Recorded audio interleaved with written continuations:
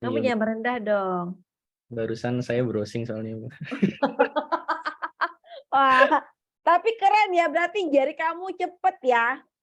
Flash ya. Farhan, mantan developer apa Yeti? Farhan. Han, Farhan. Aduh, belum tahu saya, Bu. Oh, kamu developer. User acceptance test ya, Bu. Nah, lah itu tahu. Kamu Iya, Bu. jangan merendah dong. Barusan saya browsing soalnya, Bu. Wah, tapi keren ya, berarti jari kamu cepet ya. Flash ya. Ya kan mantan programmer, Bu. Oke, sambil merem tuh yang ngetiknya tuh. Oke. Ini adalah kalau ngomong quality, inilah quality testing ya. Kalau misal jalan tol, buat ngecek kualitasnya gimana? Jalan tol udah jadi, terus kita mau ngecek nih, biar nggak ambruk dia kalau ini dia lewatin mobil banyak. Itu ngetesnya gimana guys? Tahu nggak?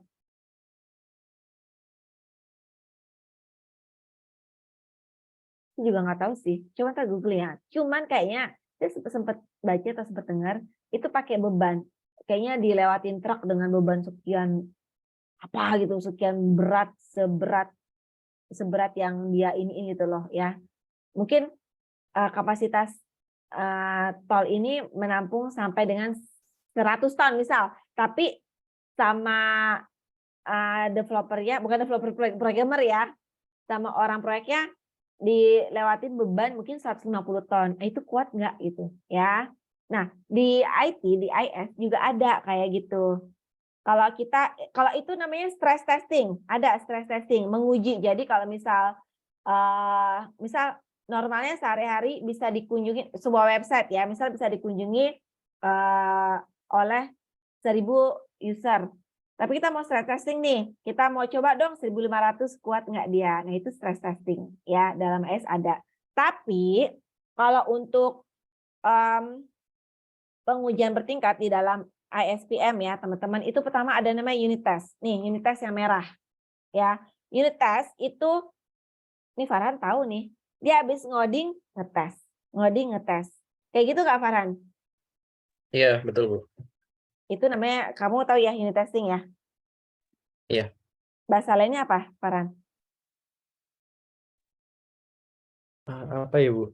Saya kurang tahu. Tuh yang hijau Oh, white box. ya. Bahasa lainnya white box testing ya. White itu kan putih, kelihatan dalemannya, perintilannya. Kenapa? Yang dilihat itu memang flow logic, namanya developer mainnya logic ya, atau coding-codingan. Makanya disebut white box. Setelah developer selesai testing, unit testing, dia melangkah lagi. Namanya unit test itu per ini ya, per persatuan ya, per feature ya di tes. Nah, tapi ketika satu menu dengan satu menu mau digabungin, itu namanya integration testing.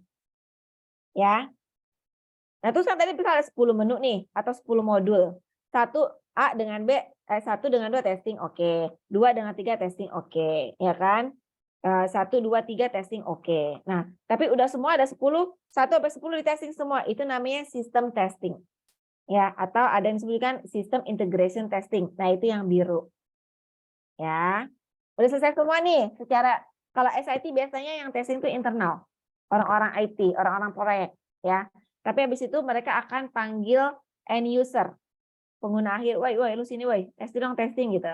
Nah, itu disebut dengan UAT.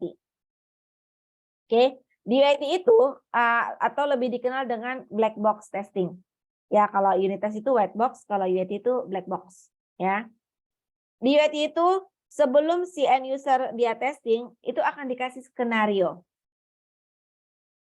Bisa jadi akan keluar di UAS ya.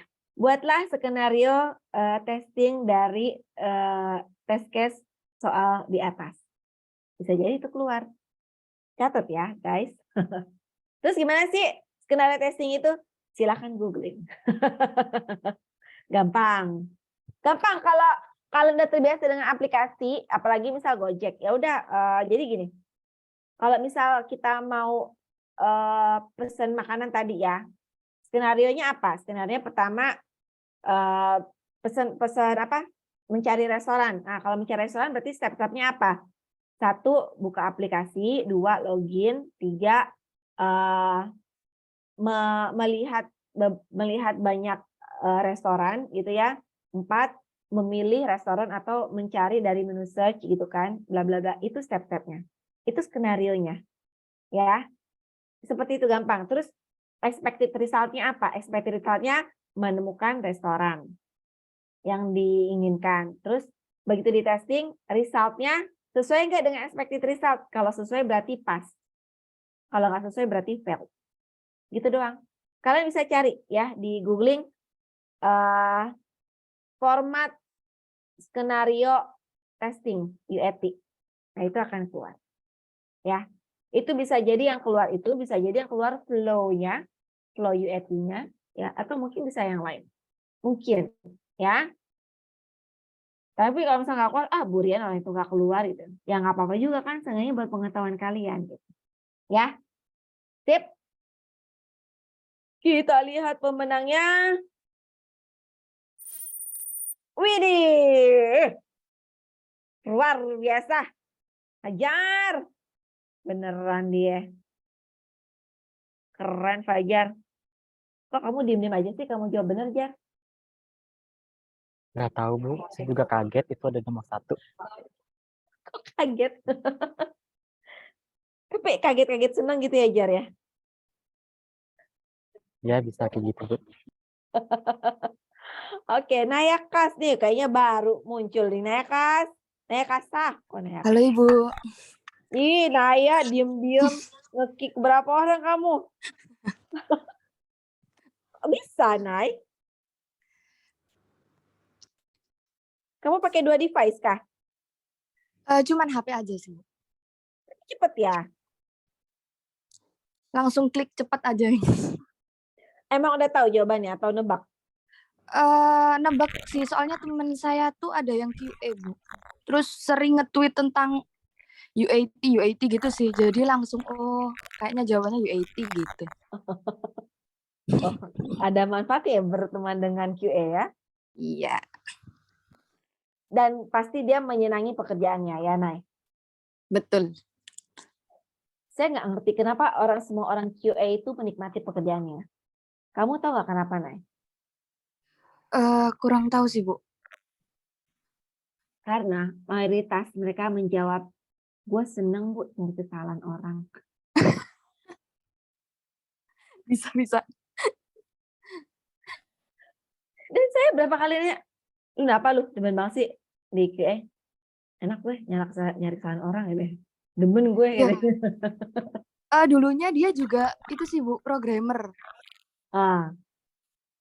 Terus males, terus jadi QA aja gitu. Nah, udah keriting ya, jadi kenapa jadi programmer? Padahal enak ya. Ini. Kata programmer, gue udah capek-capek bikin, terus orang QA nyalahin gitu ya. Enak kan? Ini ya. Makanya itu juga yang bikin si Farhan enak juga kali ya, disalahin mulu sama QA ya.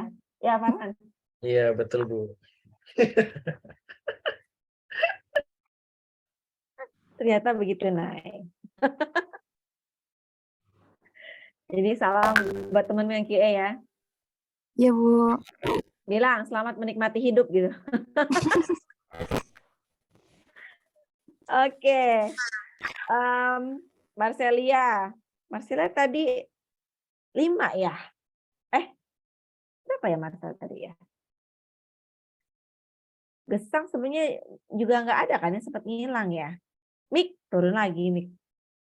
Wah, Mik masih ada 1 kesempatan. Oke, kita lihat kesempatan terakhir.